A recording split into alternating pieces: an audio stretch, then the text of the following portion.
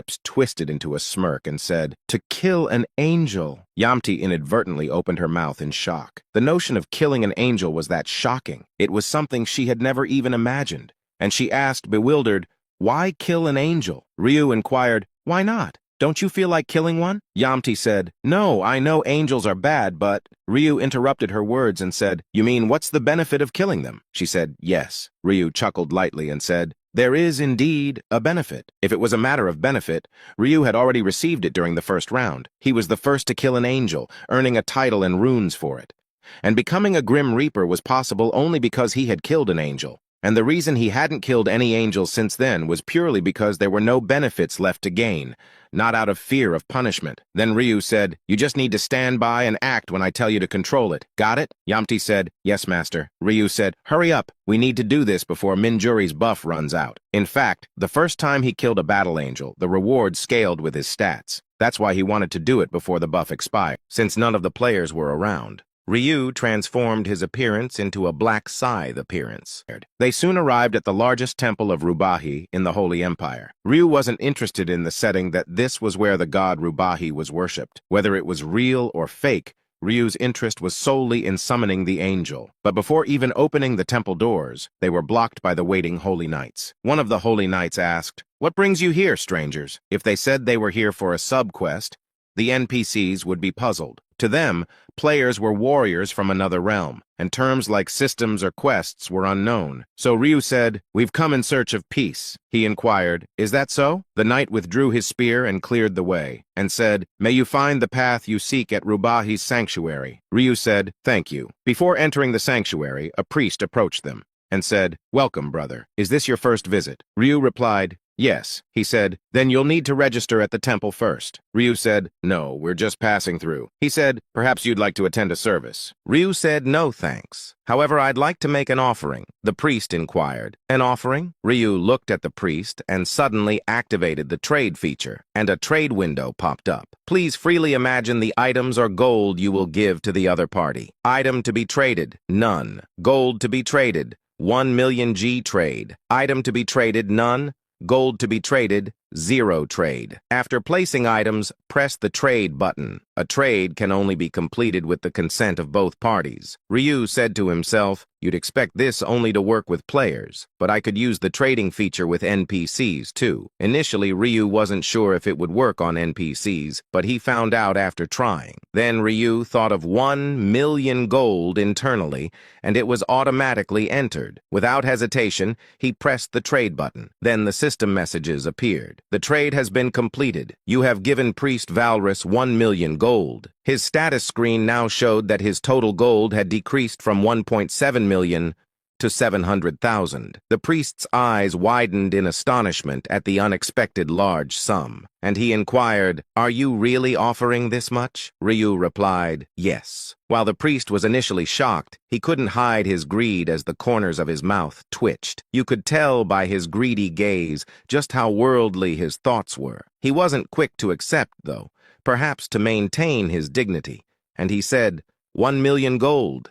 I cannot accept such a large amount." Ryu said to himself, "You've already taken it, but now you say you can't accept it." Suppressing a scoff, Ryu gave a smile like a philanthropist and said, "If it's an offering to the mighty Rubahi, it needs to be substantial. Besides, it's not that much money for me. Don't feel pressured." Deciding not to return the money, the priest laughed heartily for a while and said, "You are indeed wealthy." Of course, Ryu had a reason for offering such a large sum, and he said to himself, "The easiest sub-quest I can complete right now is making an offering." Sure enough, the expected message appeared in front of him. Condition: make an offering of at least 1 million gold to the temple. You have completed the sub-quest. Human reputation of Black Scythe has risen from neutral to friendly. Ryu said to himself, "There are countless sub-quests in this fantasy world. Just in the Holy Empire alone, there are about 30. And using the ability to regress dozens of times, I searched and strategized each sub-quest. As a result, Ryu established the most optimal quests and routes, one of which was this one. And he said to himself, if you have enough money, you can complete the quest in 1 second. However, it was impossible for other players at this time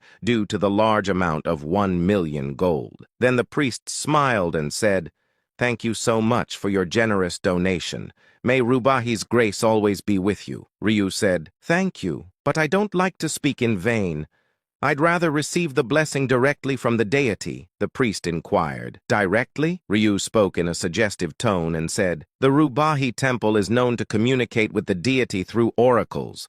It would be an honor to receive a blessing directly from the deity. In fact, it was a well-known fact that one could receive an oracle at the temple. However, no one except the highest leader of the Holy Empire, the Emperor, was entitled to receive an oracle." This perhaps explained the troubled smile on the priest's face. The priest said, "You may not know this since it's your first visit, but only the Emperor can receive an oracle. Faithless believers cannot." Ryu asked, "Even though I've made an offering of 1,000,000 gold, he replied, "even so, it's impossible.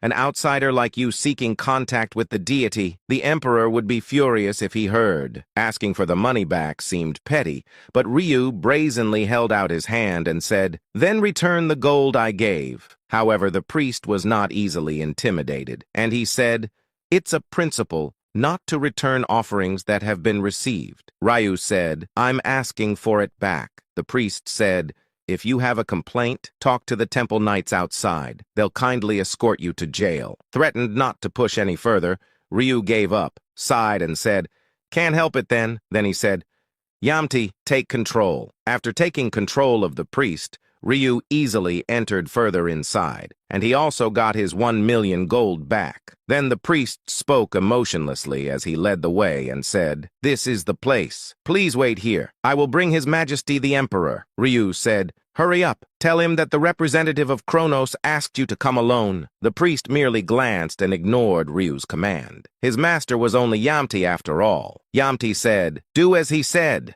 "Hurry," he said. "Understood." After Yamti spoke, the priest finally left. Then Ryu said, "Yamti, make sure your equipment is properly worn. It could be dangerous otherwise." Yamti smiled and said, "Oh, are you worried about me? That's so kind." Ryu said, "Not you. I'm worried about losing the rune of charm." After some time, footsteps echoed in the darkness. Judging by the approaching steps and presence detection, there were two people. One was the priest he had sent earlier, and the other was the Emperor of the Holy Empire. The Emperor asked, "Is it true that the representative of the deity is waiting here?" The priest pointed at Ryu and said, "Yes, that person over there." The Emperor looked at him with eyes like an old tiger, saying, "That person is Kronos' representative?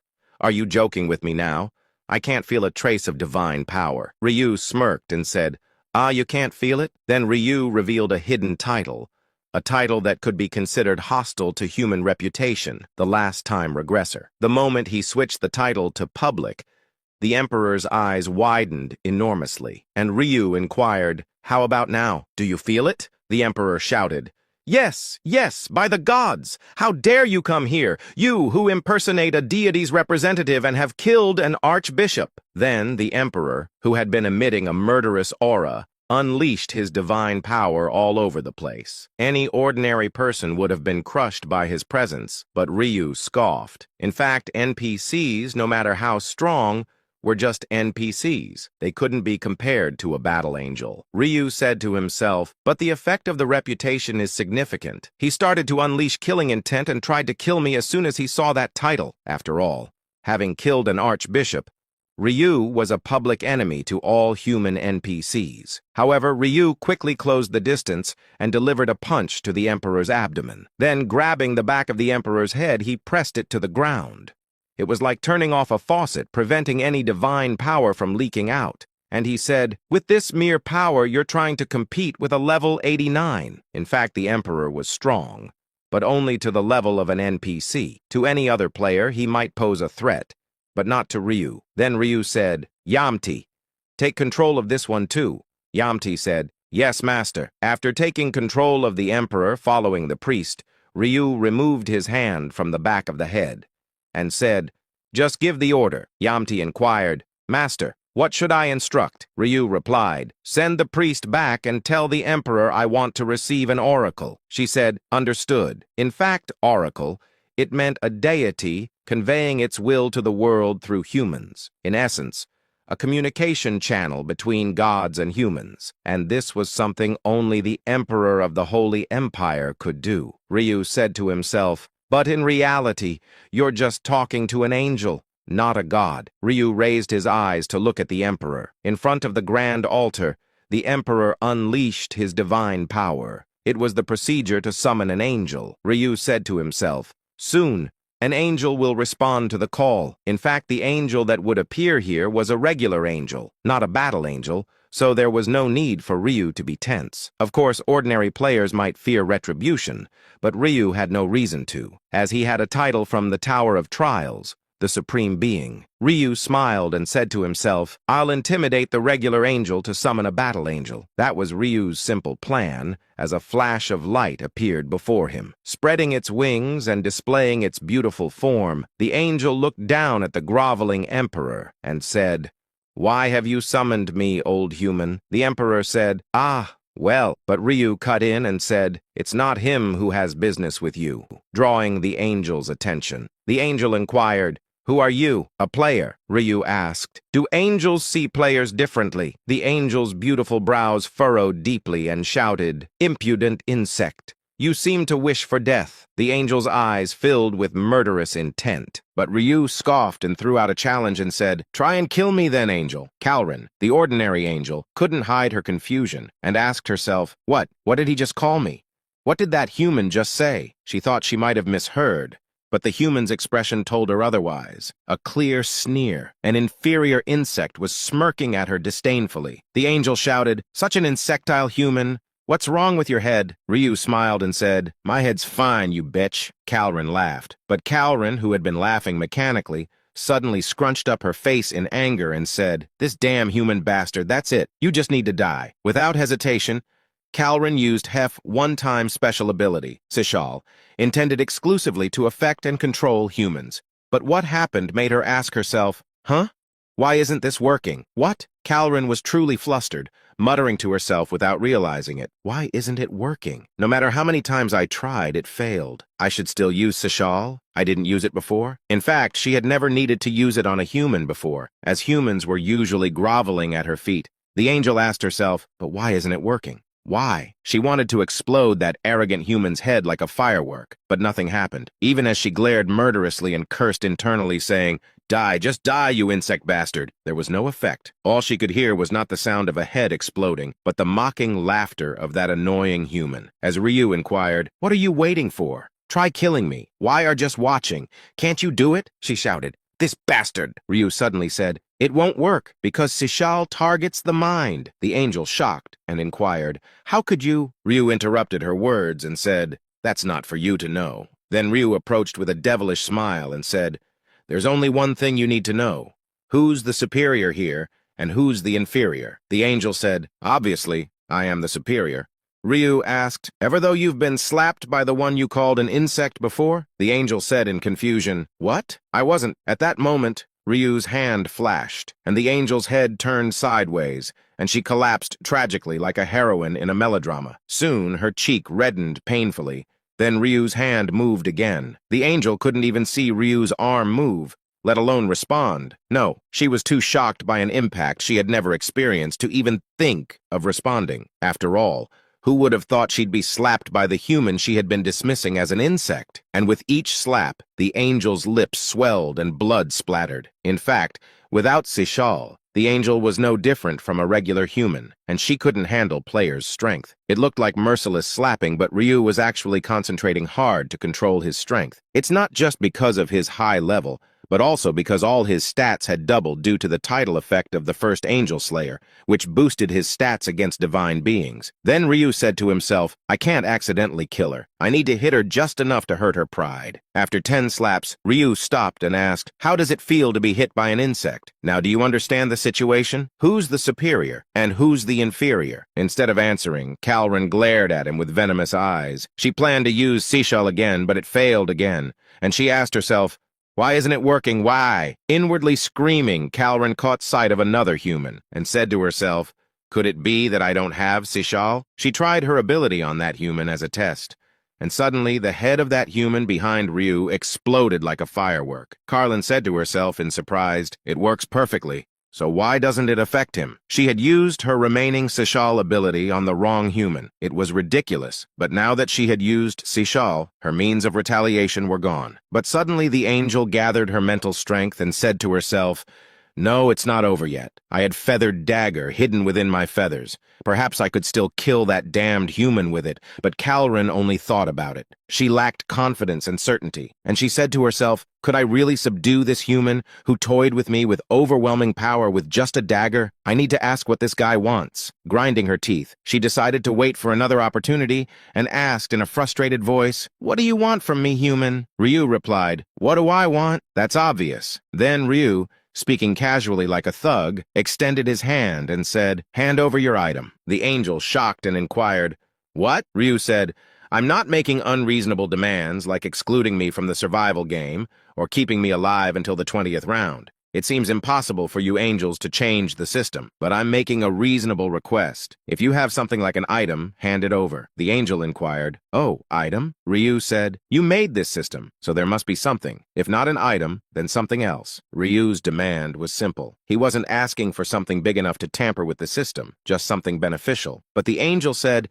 "It's impossible. I'm just a ninth-class angel who sometimes acts as a substitute guide." In fact, Calren's role was to receive oracles or occasionally fill in as a guide. She couldn't just hand over items, as the system was designed that way from the start. The angel added, "Not just me. Not even a higher-ranking angel has the authority to give out items. In fact, humans might think the angels dragged them into this survival game, but it was entirely different, as they were just ordinary angels acting as guides." Then Calren said to herself, "What should I do? If I tell him the truth, this goddamn human won't leave it at that." As Calren remained silent, Ryu scowled and slapped her again and asked, "Aren't you going to hand it over? Won't you speak?" Though Ryu didn't hit her as hard as before, Calren still felt pain, because her cheek was swollen to the point of pain from just a light touch. Then the angel said to herself, "That damn human bastard." It was more about her wounded pride than the pain, and in a flash of inspiration driven by her desire for revenge, she thought of deceiving this stupid human and trapping him. And she said to herself, "Yeah, I'll trick this dumb human into falling into a trap. After all, he's an idiot for believing I could give him an item." As Ryu was about to slap her again, Calren quickly yelled out, hiding his true intentions, "Stop, I'll give it. The item." Ryu smiled and said, "Now we're talking. Hurry up and hand it over." The angel said, "Wait, I don't have the authority, but another angel can give it. I'll call them." Ryu inquired, "Another angel?" And he tilted his head and then nodded as if to say, "Do as you please." And he said, "Call them. It doesn't matter if you bring another winged bird brain. They're no threat anyway. Just don't move from here. You can do that, right? Angels have means of communication, don't they?" Calren said, "All right, just wait 3 minutes. I'll call an angel who can give the reward." As Ryu crossed his arms and waited, Calren secretly breathed a sigh of relief. At the same time, she had to forcibly suppress the laughter that threatened to burst forth. And she said to herself, "You insect-like human, you're as good as dead.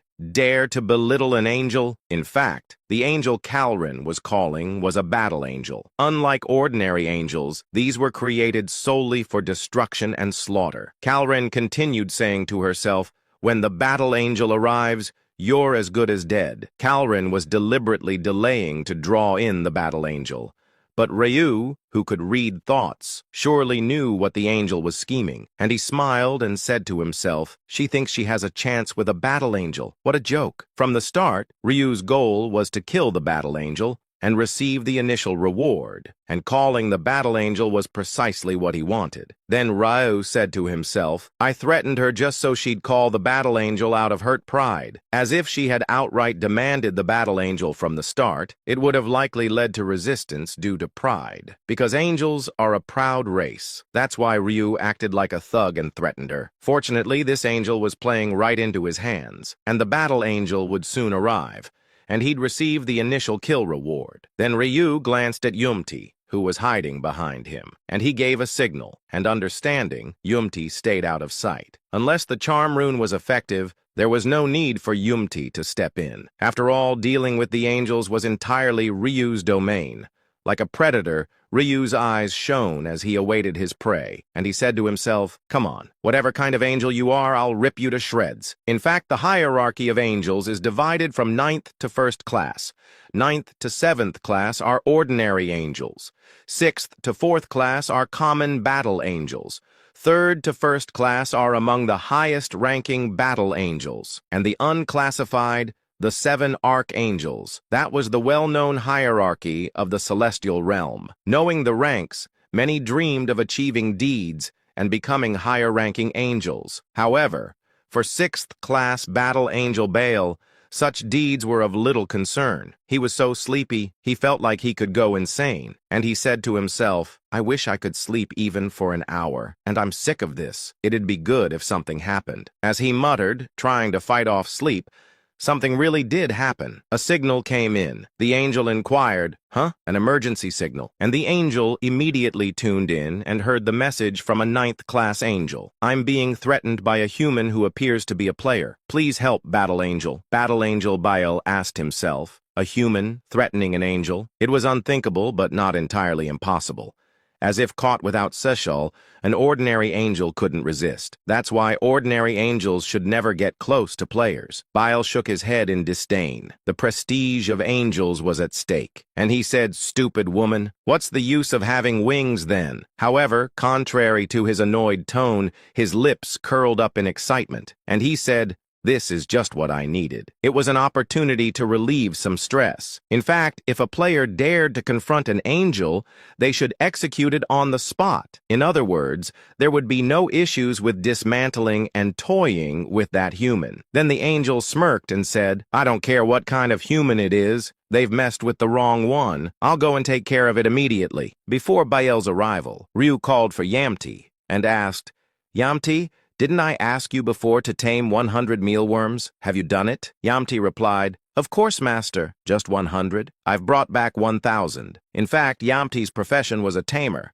She could dominate and handle animals, insects, and monsters. Of course, it wasn't always guaranteed, and the probability of success increased as the intelligence and rank of the target decreased. Therefore, taming 100 mealworms was not a difficult task for Yamti. Then Ryu inquired, "Out of curiosity, aside from the mealworms, what else have you successfully dominated so far?" Yamti replied, "Starting with goblins, I've tamed every type of monster I've seen so far. I couldn't tame boss mobs like minotaurs because they're of a higher level." Ryu said, "You'll be able to do it eventually. It's just because your level is still low." In fact, there was no limit to the number of monsters Yamti could tame. Like placing an infinite number of items in an inventory, she could collect monsters and insects indefinitely. However, there was a limit to the number she could summon at once. It meant that she couldn't bring out hundreds of tamed monsters at the same time. Then Ryu said, "Bring out just 100 of them." When Yamti used his skill, 100 mealworms were summoned to the ground. Crushing 100 mealworms at once, the buff from the Rune of Slaughter filled up instantly, and the system message appeared. Current kill count,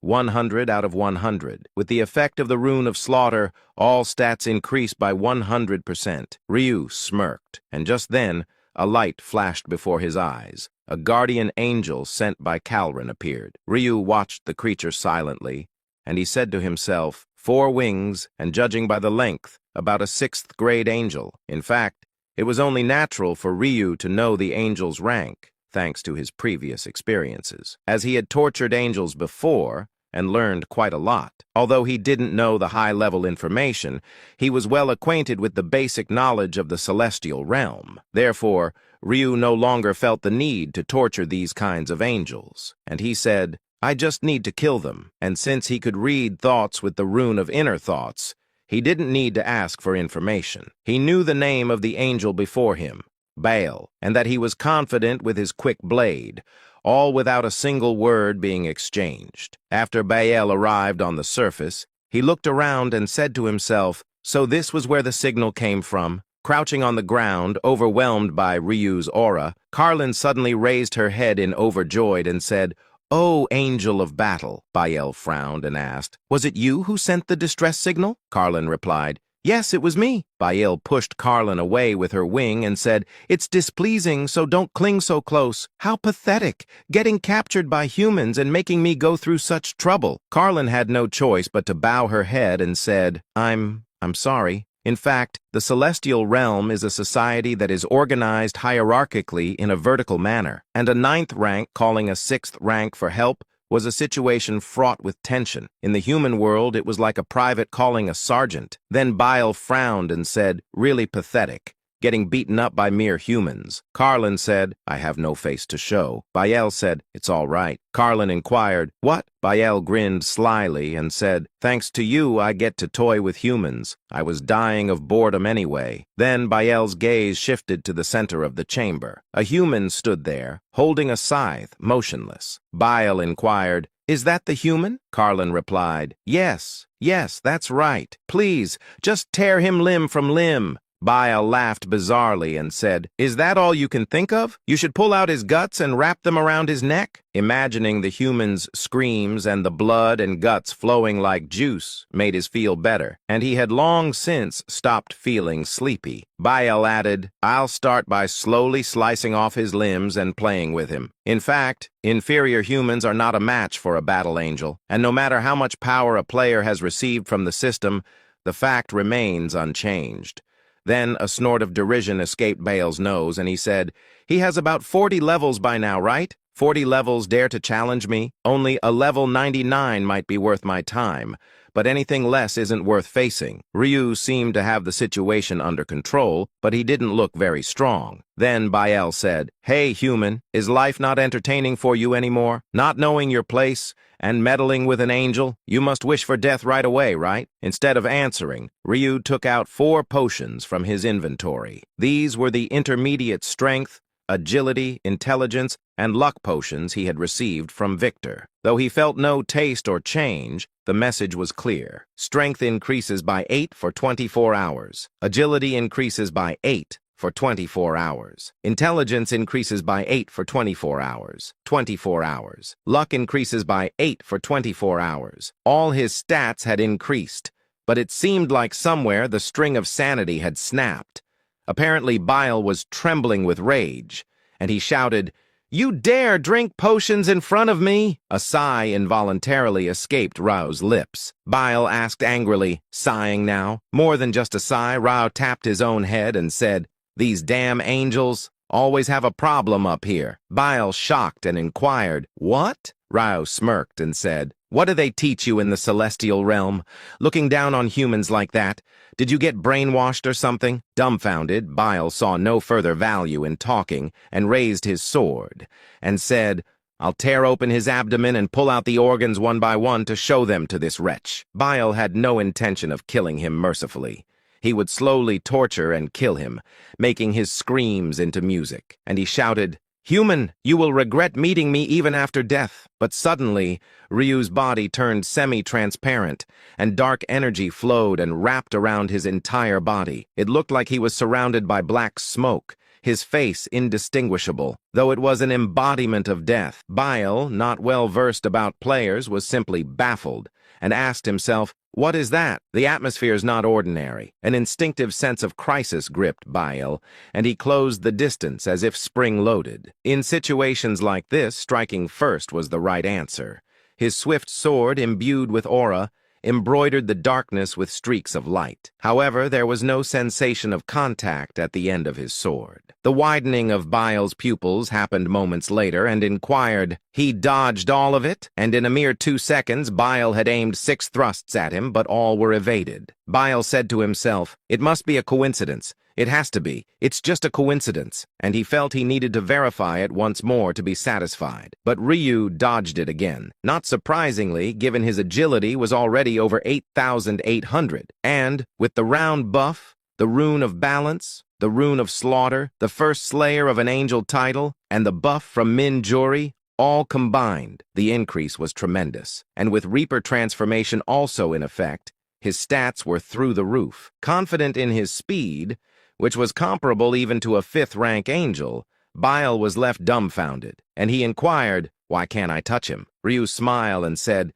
Don't you really know why? Then Ryu's scythe flashed diagonally, and Bile dropped his sword as he knelt and blood flowed endlessly from a deep gash across his chest. Just one strike. It was all that was needed to take down a 6th-rank angel. The scene was unbelievable to Carlin, and she said to herself, a battle angel not being able to do anything and just dying. As far as Carlin knew, even the weakest battle angel could handle a level 99 player, but such a being was taken down so effortlessly. Then she asked herself, could this human possibly be level 99 already? Carlin immediately shook her head to correct her thoughts and said, no, that can't be. There hasn't been a single player in history who reached max level by the 10th round. But suddenly, Ryu interrupted her thoughts and said, hey. Carlin found herself responding politely without realizing it and said, yes. Ryu said, bring more. She inquired, more? Ryu said, yes. If you don't want to die, hurry, I'm itching for a fight, she said. Ah, yes. In the meantime, Ryu checked the messages that had popped up. You have slain a battle angel. You are confirmed as the first player to slay a battle angel. As a reward for the first slay of a battle angel,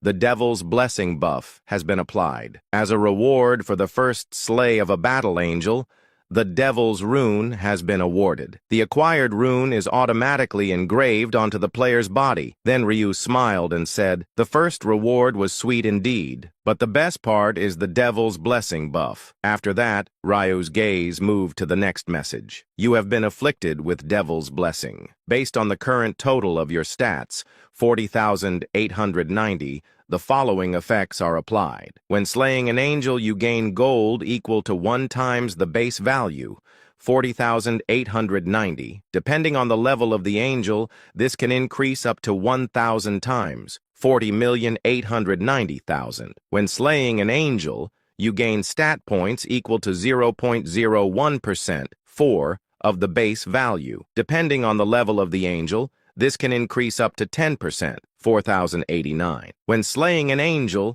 the reputation with the demonic faction slightly increases. The buff lasts until the end of the current round. Seeing that, Ryu smiled and said, absolutely honeyed, and gaining 4 stat points per angel kill. It's practically like leveling up with each kill, and that's just the minimum value. Stronger angels yield even more. In fact, thanks to various buffs boosting his stats, Ryu was able to receive such rewards. As the rewards are determined based on the stats at the time the blessing was received. That's why Ryu had been trying to raise his stats. Then Ryu added, the downside is that the buff only lasts until the end of this round, but no problem. I have the Devil's Rune. Devil's Rune. Effect. Enables the use of the Devil's Blessing buff after slaying 100 angels. And even after the round passes, as long as the Devil's Rune is present, the blessing can be received again. Ryu said, I can't just kill 1 angel and be done with it. I need to kill at least 100.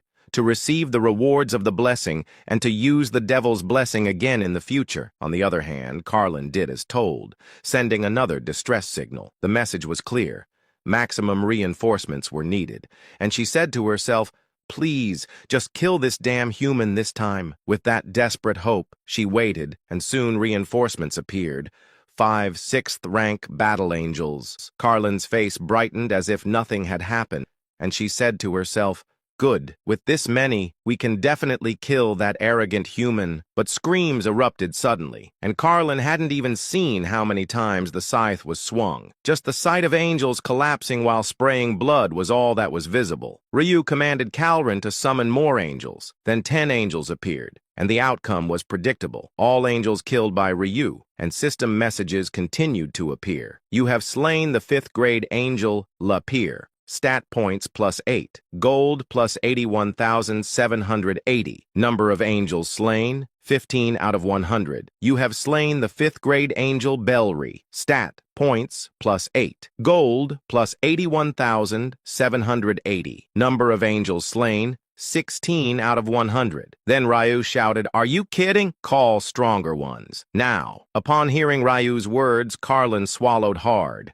And this time 10 more angels appeared. They seemed like 4th-grade angels. One of the angels said, So you are the human who was slaughtering angels. How reckless to create such mayhem. You must be painfully killed. Such a pitiful human. Unlucky. However, the truly unlucky one was not Ryu but the angels, and given his heavily inflated stats, a few swings of his scythe could do the job. After killing them, system messages appeared. You have slain the 4th grade angel Volua. Stat points plus 16. Gold plus 163,560. Number of angels slain, 26 out of 100. Then Ryu said to Carlin, "It would be nice if even 2nd or 3rd grade ones came. Send stronger ones." And Ryu said to himself, it wasn't likely that the 7 archangels would hear of a few foot soldiers' deaths, and high-ranking nobles wouldn't appear just because of this. Moreover, it's more likely that self-centered celestial beings would act out of boredom, slaughtering angels, one after another. Ryu's power rose with each strike. The 4th grade angels were no match. Their screams faded into nothingness as his stats surged beyond limits. But then, a variable appeared, and a deep commanding voice echoes in the air. A voice unlike any before, not one of desperation, not one of fear, but of absolute power. So you were the one killing angels? That voice belonged to a new figure emerges. An angel, wings wide and radiant, standing with overwhelming authority. Unlike the angels Ryu had cut down before, this one was different. With majestic wings stretching over 20 meters, this was no ordinary adversary. Ryu fell silent. His eyes were looking at this angel. He was counting the wings. 1, 2, 8 wings in total. After counting, Ryu said to himself, that could mean only one thing. Surely this is one of the 7 archangels. Ryu knew firsthand about 1st grade angels. Their wings did not exceed 6. But this face! Ryu haven't met this one in previous regressions. Though not as overwhelmingly imposing as the angel Ryu had met before, this one still felt formidable. Then Ryu asked himself, what's going on? Why would one of the 7 archangels show up all of a sudden? Normally, just filling up 100 angels and returning wouldn't have triggered such an event. Nothing was supposed to happen. It was the same in the previous regression, and the one before that, and the one before that. Therefore, Ryu wasn't worried, but now an unfamiliar one had boldly appeared, especially at such an early stage. Ryu asked himself, has the future changed? Then Ryu cautiously watched what the angel would say next. The archangel spoke, his voice powerful and unwavering. Are you Black Scythe? Ryu didn't respond. He only asked himself, he knows my nickname? The angel added, seeing you wield a scythe, I guess it's true. After all, the Akashic records can't be wrong. Ryu inquired, Akashic records? Ryu had heard that term before. That was when he killed a high orc in 1 second, and when he cleared the 99th floor of the Tower of Trials. Each time a message appeared stating his feats were recorded in the Akashic records. Then the angel said, you piqued my curiosity after you set 2 new records. I also heard you were killing my soldiers. Only then did Ryu somewhat deduce the source of the variable, and he said to himself, normally, by this time, there should have only been 1 entry in the Akashic records due to clearing the Tower of Trials. But I've set 2 records in this regression, and killing the High Orc in 1 second was a first in this regression. That's why he had been listed in the Akashic records twice by this point. It seemed that had created the variable. Ryu asked himself, what should I do? Should I fight? It doesn't seem hostile yet. He could tell by reading its thoughts. In fact, the angel appeared out of mere curiosity. But underneath that curiosity was a disdain for humans. And looking deeper, Ryu could tell, no matter what, the angel planned to kill him and erase his existence. Ryu was worried and asked himself, this is turning problematic. What now? Do I have a chance if I fight? And in a brief moment, Ryu desperately gathered information about his opponent. He also learned that the angel's name was Remiel, one of the 7 archangels, ranking lowest and possessing the authority of lightning. Then Ryu said to himself, like other angels, his thoughts are readable, and I can see 7 seconds into the future. Maybe there's a chance. In fact, Ryu had always wanted to challenge one of the 7 archangels. He was curious about what rewards would come if he killed one. And since even killing ordinary angels yielded hidden rewards, it was likely the system had set rewards for the 7 archangels, too. Ryu added, the regrettable part is that there's no more time to ponder. If I were going to fight, it had to be now, because the Reaper transformation would end soon. Ryu can reset the time by killing Yamti's monsters. However, Ryu didn't even glance at Yamti. He hadn't even turned his eyes either. Yamti had hidden in a corner of the cave early on, and if he carelessly called her out, revealing her presence, Yamti might be put in danger. Then Ryu said to himself, Yamti's ability needs to be utilized continuously in the future. I can't just let her die here to maintain the Reaper transformation buff. But time was pressing. Only 10 seconds remained until the Reaper transformation ended. He had to kill someone to reset the time if he was to fight one of the 7 archangels. Then Ryu's gaze shifted to Calrin, who was beside Remiel, his scythe stretched out swiftly. At the same moment, Remiel began to speak. Why are you silent? At least have a conversation. Before Remiel could finish his words, Calrin's head shattered into pieces, blood splattering towards Remiel. At the same time, Ryu's Reaper transformation timer was reset, and he smiled and said, It's done. Fortunately, Ryu was able to maintain Reaper transformation, but the expression suggested that he had angered the Archangel. Trembling with rage, sparks flew over Remiel's entire body, and he shouted, A conversation is unnecessary, is that it? I'll grant your wish then. Die, human. Initially, Remiel had no intention of killing the human. Had he intended to kill, he would have exploded his head instantly upon sight. And he said to himself, At least I thought to have a conversation to see what kind of human it was before killing him. He was sufficiently intriguing to warrant a conversation to learn more. He had wanted to hear how such rapid growth was possible, but such action without a word was nothing short of a declaration of war. It was absurd and infuriating that an insignificant bug dared to provoke an archangel. Then sparks crackled from Remiel's eyes as he glared at Ryu, and he shouted, How dare you kill my subordinates right before me? Then Remiel, wiping the golden blood on his face, did not move an inch. He just glared at the human and said, Die, human. He used Sishal, the angelic authority capable of blowing a human's head off in an instant. But for some reason, there was no reaction. And he noticed that the power of Sishal was not interfering with the human spirit. And he inquired, What is going on? He didn't know why, but it didn't matter. And he said, If Sishal doesn't work, I'll have to burn him to death. Then he pointed his index finger at the human, and high-powered lightning condensed at his fingertip. And he said to himself, Even if he's level 89, it should be enough. He thought the human would fry like a frog. He believed this until his finger was about to get severed, as the scythe extended like a whip and grew as large as a giant's hand in an instant. It all happened so swiftly. If he hadn't reflexively pulled his hand back, his forearm would have flown off. Remiel said to himself, I knew the weapon could extend, but I didn't expect it to transform in size. But then the scythe curved like a snake, aiming at him again. While Remiel realized its power, he had no intention of running away disgracefully, and he merely folded his wings to block.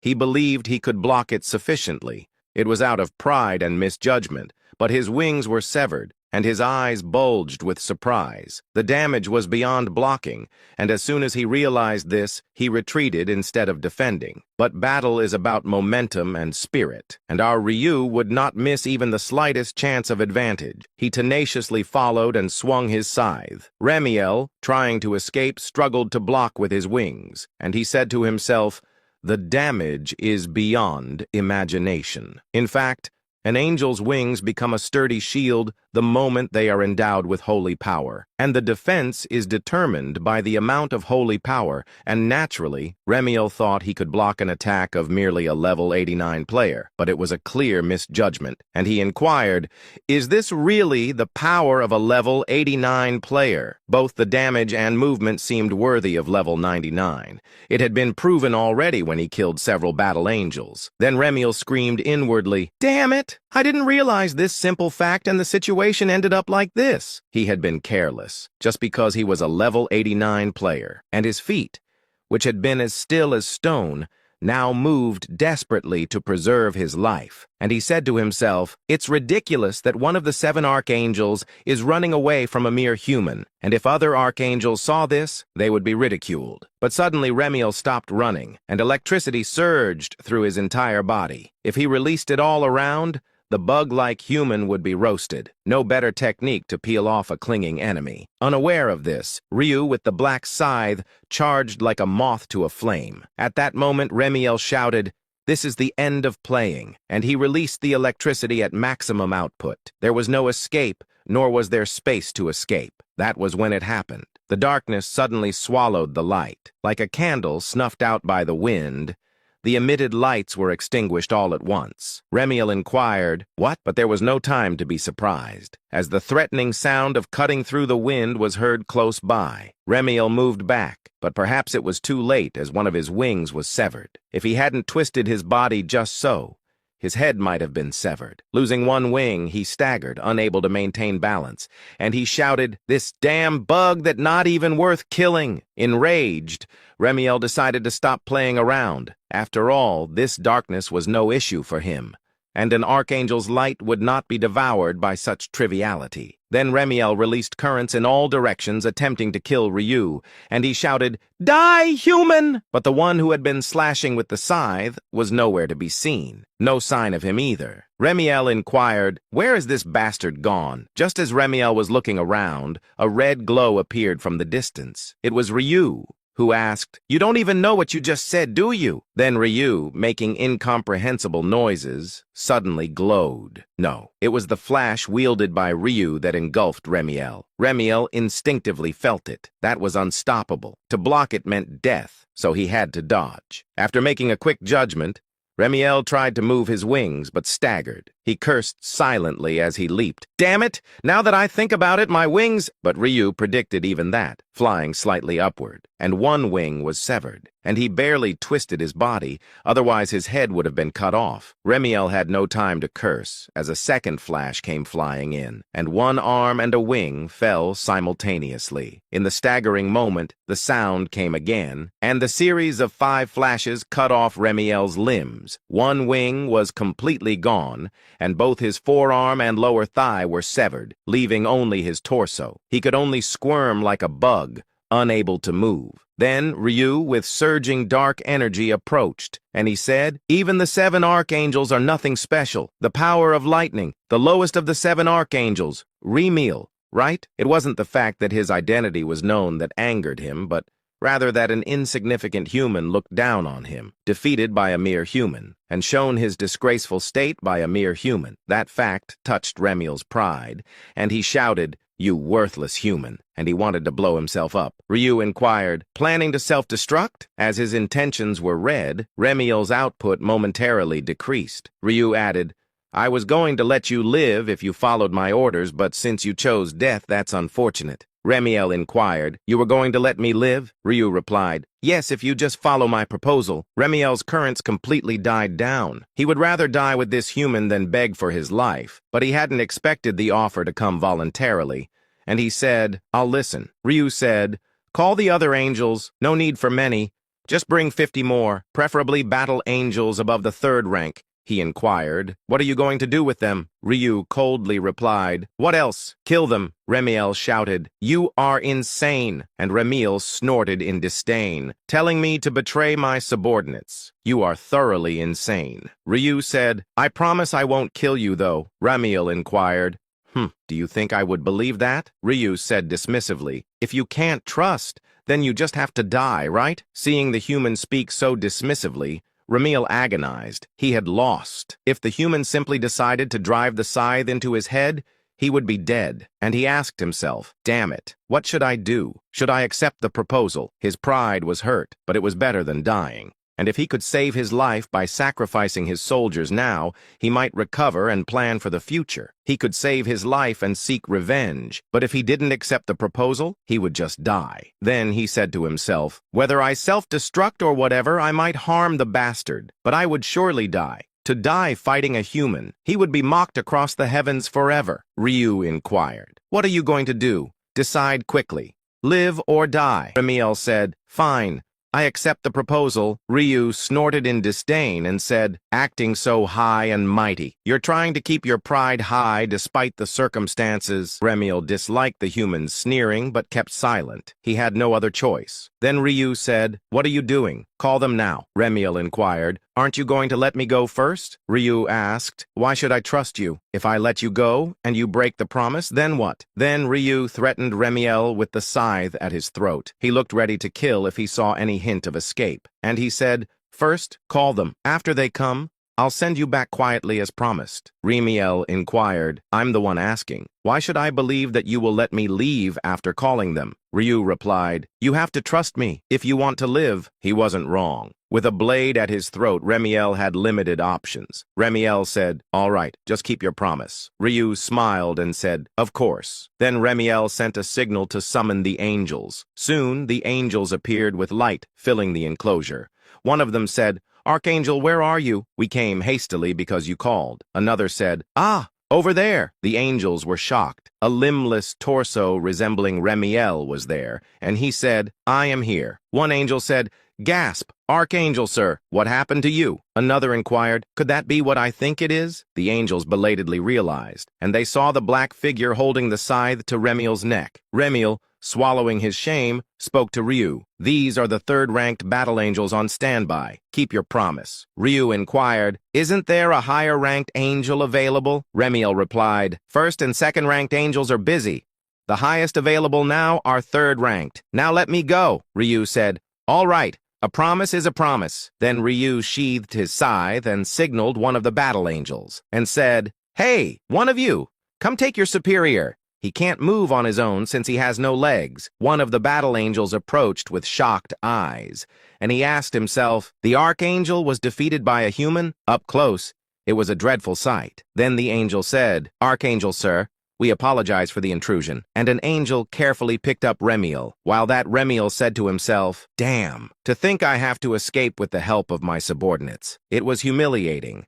But Remiel endured for the future, and he said to himself, when I regenerate my limbs and wings and fully recover my strength, you will see hell, even if it means getting help from other archangels, even if it means mobilizing my own direct forces, even if it means joining hands with demons. I would stop at nothing to kill the player called Black Scythe. Remiel made this vow. Then he said to the angel, let's go. The battle angel carrying Remiel chanted the spell for returning, and the other angels naturally prepared to follow the archangel back. But then Remiel stopped the other angels and said, you all stay here. Deal with this human. They inquired. Us? He said. Yes, only the angel carrying me and I will return. Though they didn't understand why, the angels obeyed the archangel's order and said, we will comply. Then Remiel glanced at Ryu and then at the battle angel holding him and said, let's leave now. But suddenly, the sound of blood being spilled as Remiel fell to the ground was heard, and the sight of Black Scythe retrieving the thrown scythe was seen, and a headless corpse then lay on the ground. It was the angel who had been holding Remiel just moments ago. Remiel's fine brow furrowed mercilessly and shouted,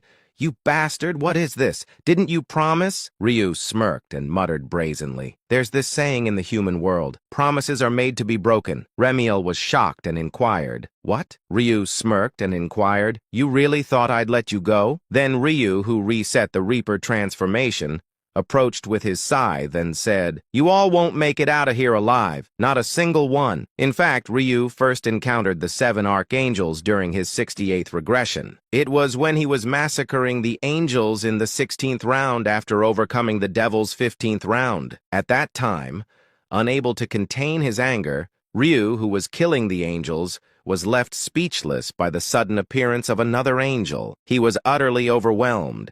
This one was on a completely different level from any battle angel he had seen before. Ryu inquired, was his name Michael? In fact, Ryu hadn't even dared to think about attacking him. At that time, Ryu was so weak that he couldn't even break through the 99th floor of the Tower of Trials. Then Ryu said, I've encountered him several times after breaking through the 99th floor, but I just let it go. There was no need to take unnecessary risks. However, the angel who appeared today was a disappointment. His skills did not meet the expectations. Ryu asked himself, is it because he's the lowest of the 7? He seems weaker than I thought. Or am I just too strong? And it would be a waste to kill him now. With that thought, Ryu used his skill combo, Crescent Moon and Moonlight Slash, to sever the creature's limbs. He could have killed him, but deliberately left him alive. He wanted to lure the other angels in, and the result was as seen now. 50 third-rank battle angels lay scattered on the ground. Their limbs were torn,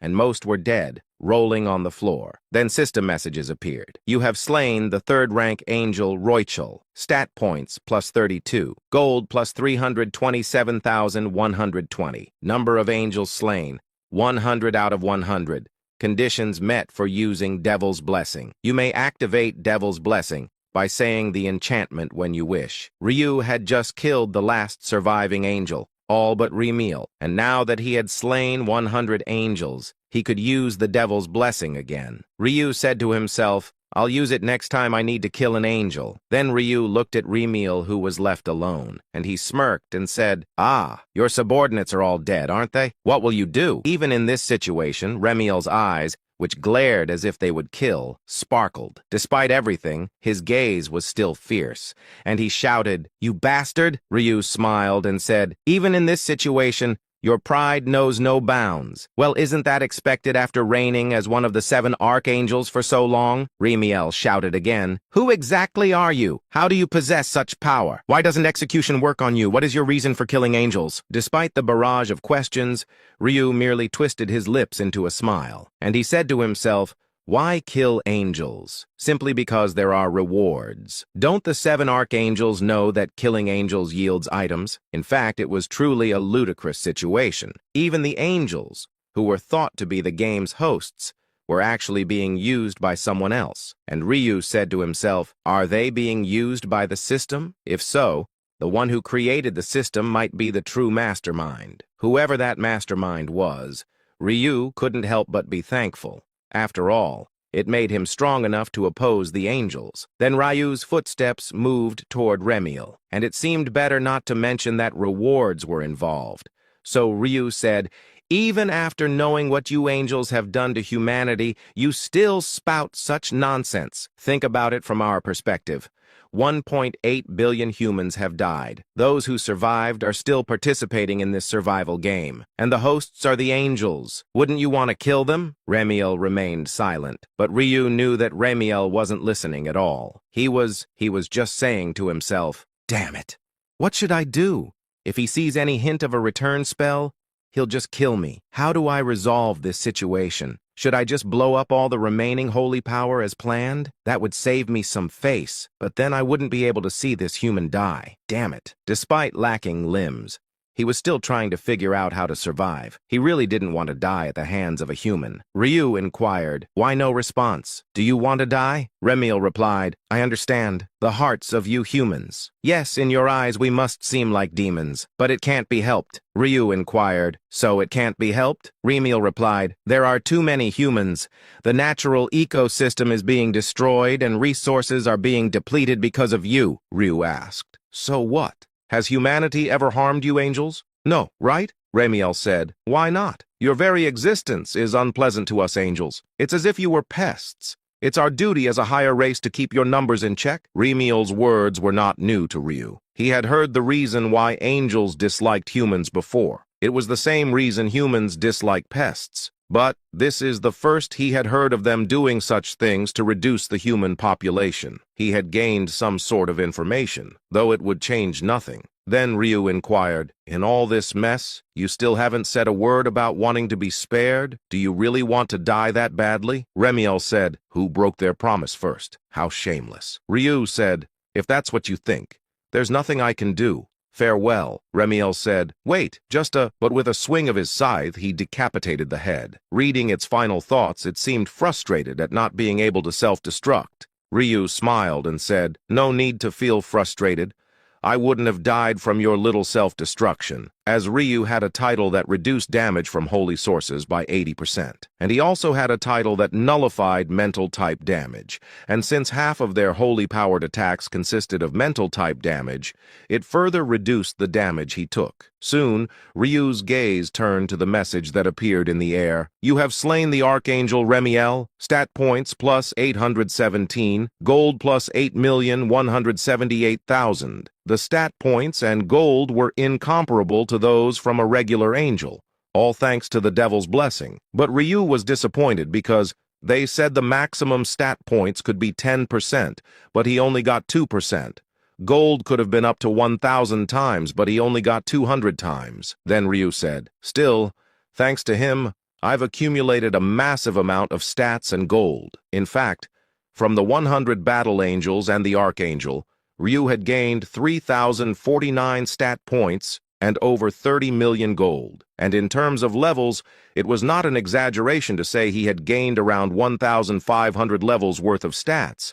But that was not all, as system messages appeared. As a reward for slaying the Archangel Remiel, condensed ether has been obtained. As a reward for slaying the Archangel Remiel, Rune of Lightning has been obtained. The acquired rune automatically inscribes itself onto your body. Rune of Lightning. Effect: summons lightning from your hands that can be used in various ways. Magical damage is proportional to intelligence. Emission shoots like a laser, dealing magic damage equal to 1,200% of intelligence. Charging deals 800% magic damage and pushes enemies more than 15 meters away. Area release releases currents within a 30-meter radius, dealing 400% area damage. Amplification stores electricity in the body, increasing attack and movement speed by 100%. Self-destruct releases all currents within a 100-meter radius, dealing 3,600% area damage. This damage also applies to oneself. It was a rune reflecting the abilities used by Remiel. Of course, it was also the first time Ryu had seen such a rune, and he liked the damage, but the additional effects were more appealing. And he said, using currents to push enemies away or increase attack speed and movement speed are things I don't have. Then Ryu opened his status window. Name, Ryu Min. Nickname, Black Scythe. Rank, Master. Title, Last Time Regressor. Public, First Angel Slayer. Hidden. Challenger of Heavenly Punishment. Hidden. Ahead of the Pack. Hidden. Supreme Being. Hidden. Slayer. Hidden. Level 89. Job, Grim Reaper. Strength, 5,743. Intelligence, 6,022. Agility, 4,435. Luck, 4,244. Common skills, tracking, sensing presence, erasing traces, emergency treatment, environmental scanning, dynamic visual acuity enhancement, basic resistance, dexterity, exclusive skills, seal of death, night of death, moonlight slash, crimson moon, runes, rune of slaughter, rune of the reaper, rune of illuminations, rune of inner thoughts, rune of doppelganger, rune of balance, rune of mental barrier, rune of durability, rune of foresight, rune of stealth, rune of devil, rune of lightning, gold, 32,687,000, remaining stat points, 3,049. Even though Ryu had not invested much in intelligence, it was his highest stat. And he said, if I get tired of using the scythe, I could fight like a wizard without any issues. His intelligence was overwhelmingly high compared to his level, and even high-level monsters could be easily taken down with electric shock. Then more messages for Ryu appeared. Reputation with the demon faction has greatly increased. Reputation of Black Scythe with demons has risen from neutral to friendly. In fact, killing Remiel had significantly boosted his reputation, quickly turning it friendly. And he said, thinking about being favored by demons feels strange. Of course, since this world had angels, it also had demons. Ryu had met them personally. The 18th round was a quest to fight demons. It was then he realized that demons, as depicted in media, weren't necessarily evil. It's just a difference in species. Just like humans, they looked different and had different ideologies. And there was no real difference between them and humans, and his bias against angels and demons broke at that time. Then Ryu said, as far as I know, the demons have a hierarchy up to the 72nd rank. Beyond that, he didn't know much, as he felt no need to gather information about the demon side. After all, Ryu's real opponents were not demons but angels. And he added stats, gold, God-tier materials, runes, and even reputation. I had gained a lot, but suddenly a new quest message appeared. A hidden soul-binding quest has appeared. Slay the 7 archangels, number of archangels slain, 1/7. Success leads to? Seeing that, Ryu inquired, a soul-binding quest? Was there such a quest before? I had only seen main and sub-quests before. This is the first time I've encountered such a quest. It clearly looks like a quest that started because I killed an archangel. Then Ryu said, essentially, I have to kill all 7 archangels before round 20. 20, though now there are only 6 left, but the difficulty was indeed absurd. Then Yamti approached and asked, "Is it all over?" Ryu replied, "Yes, I've finished what I needed to do." Yamti said, "The last angel you caught seemed quite strong." Ryu said, "He's one of the 7 archangels. They are the highest rank among the angels." Yamti inquired, "Gasp! You killed such a strong being?" Ryu smiled wryly and said, "Impressive indeed, but once I faced him, he wasn't much after all." And he added, "Let's go. We have subquests to do." Ryu hid his last-time regressor title as he left the temple, and reputation with the Holy Empire of the last-time regressor has decreased from hostile to arch-enemy. Because he had killed not just the angels, but the Holy Emperor as well, he had incurred the wrath of the temple. Ryu said to himself, "If you think about it, the Emperor was killed by the angel, and just when I did something good, I ended up being hated or cursed by my fellow humans." Well, it was nothing more than murmuring without real concern, and frankly, Ryu didn't care at all. Whether seen as an enemy or not, with NPCs or real people from other worlds, who cared about such things? And he smiled and said to himself, "Reputation doesn't matter as long as I get the rewards." Then Yamti inquired, "Master, do we have to part ways now?" Ryu replied, "Yes, as I told you, start from here, and you should be able to complete 4 within the time limit. That should safely get you on the list of achievers." Yamti complained. "I don't want to part," Ryu said. "Stop acting cute and hurry up. Dally around and fail the quest, and I'll come to the ends of hell to scold you." She said, "Ah, understood. I'll definitely survive." Having parted with Yamti, Ryu quickly moved on, and he said, "I've already completed 1 subquest, and I have 9 hours left to complete 9 more, and first stop is here." Then Ryu entered an alley where street vendors gathered and said, "I came to buy some stuff." The man inquired, "Welcome, what would you like?" Ryu said, "Everything from here to here, give them all." The man was shocked. In fact, the second subquest was flexing at the street stall, and for subquests, the quicker, the better, and the fastest were making offerings at the temple and sweeping up goods from street vendors. Ryu said, "Besides these 2, other quests take at least 30 minutes to finish." After buying the items, Ryu sought out the fastest available quest at a mercenary band. The desk attendant said, "Welcome, what brings you to the Golden Eagle Mercenaries?" Ryu said, "I'd like to take on a subjugation mission." The desk attendant looked at Ryu and cheerily said, "Oh, I see you're a skilled mercenary. We happen to have a suitable subjugation mission for you." At that moment, a message appeared in front of Ryu. "Touch the monster you want to subjugate. 1. Lizardman. 2.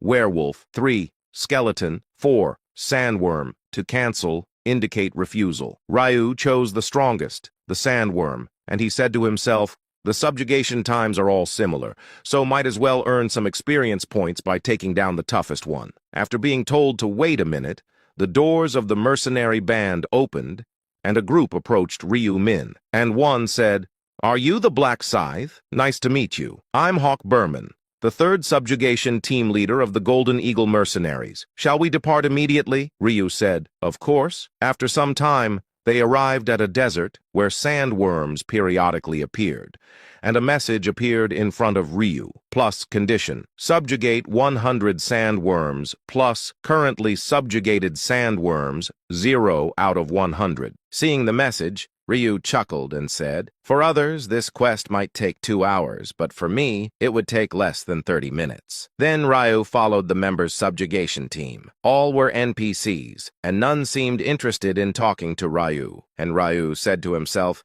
"I don't need to worry about them stealing my share, as the skills of the mercenaries present were nothing special. And if they were players, they'd be around level 30, just managing to kill a sandworm together." Ryu added, "In essence, the NPCs are just there to distract the monster, and the real task of killing it falls to the challenger, the player." Well, Ryu didn't need them to distract the monster. Then a mercenary shouted as something wriggling emerged from beneath the sand, and said, "There it is!" Though not visible, Ryu had already sensed it through his detection skills. It was a sandworm. As he was about to draw his scythe, Ryu put it back into his inventory and said to himself, "Shall I test the rune I acquired?" In fact, the rune of lightning hadn't been used yet, and he was curious about its effects, and he needed to get a feel for it to use it effectively later. Then sparks flew from Ryu's hand, and he said, So this is the sensation. Lightning magic isn't the best against sandworms, considering their earth attribute, but will it be enough? In fact, magic was a powerful tool, but each type had its own attribute compatibility. And moving under the sand, the earth-attributed sandworm would have the damage from electric lightning attributed magic. In simpler terms, the damage would be reduced by half, but damage will still be inflicted since Ryu's intelligence stat is high. As the sandworm emerged, showing its giant, old tree-like size, Ryu acted, and the lightning from the tip of Ryu's finger struck the sandworm directly, and the creature anticlimactically turned into a grilled worm. The sandworm died in one hit, charred black, leaving the mercenaries speechless. Then one said, "To kill that terrifying sandworm in one hit, impressive indeed. Are you a mage?" Another said, "Truly, a great mage has joined our subjugation team." Despite the praises pouring in from all sides, Ryu didn't respond. He was slightly taken aback himself, and he said to himself, "Given my high intelligence, I expected some effect, but to kill it in one hit was something else, and the damage was so overwhelming that it disregarded any attribute compatibility." Ryu added, "If anyone questions how I fight as a prophet, I'll just show them this." After that, Ryu was able to complete all three within the minimum time of 30 minutes. It was the result of using the rune of lightning, though, even with a scythe, he could have completed them within 30 minutes. However, Ryu used only the rune of lightning throughout the subjugations. He hadn't even drawn his scythe. It was part of getting used to the rune's capabilities, but it's more convenient this way, as standing still and casting magic was definitely easier than running around with a scythe. It was easier to kill as they died with one hit. Possibly due to the common skill of dexterity, hitting the target wasn't too difficult. Then Ryu said, "Fire, charge, area blast, amplify, I think I've tried everything." Of course, he hadn't dared to use self-destruction, because the damage was too high and a mistake could cost him his life. Ryu added, "I should only use self-destruction as a last resort. I'm not sure if I'll ever need it, though." In fact, being a mage certainly had its conveniences with many area skills, but it wasn't without downsides, as when all the cooldowns are active, there's nothing to do. With using the rune of lightning, Ryu discovered that each ability had a cooldown, and he said, the shortest was fire at 6 seconds. But in a battlefield where lives were at stake, a 6-second gap was a significant penalty. That's why magic-using professions manage their skills and cooldowns so carefully. But as a hybrid, Ryu wasn't too worried. If he ran out of magic to cast, he could always resort to using his scythe. Then the system messages appeared. Subjugation completed. Your actions have been recorded by the mercenary band. Your mercenary band grade has risen from skilled to professional. Having successfully completed consecutive subjugations, Ryu's rank in the mercenary band had increased. Then Ryu smiled and said, "I'll be able to take on tougher missions next time." Leaving the mercenary band, Ryu checked the time as he moved. It looked like he could comfortably finish 10 sub-quests. 10 hours. It was a long time, but as he completed quests, it flew by unnoticed. One player said, "Ah, no, there's not much time left." Another said, "Ha! I need to complete at least one more." The players shouting suddenly noticed the change and looked up. Before they knew it, they were back in the space where they started. Then the angel appeared and said, "Human beings, this is Nell. Did you all manage to complete your quests well? Now," one player said, "Angel, I was just about to finish a mission. If I had just 10 more seconds, I would have completed it. Can you count it as a success?"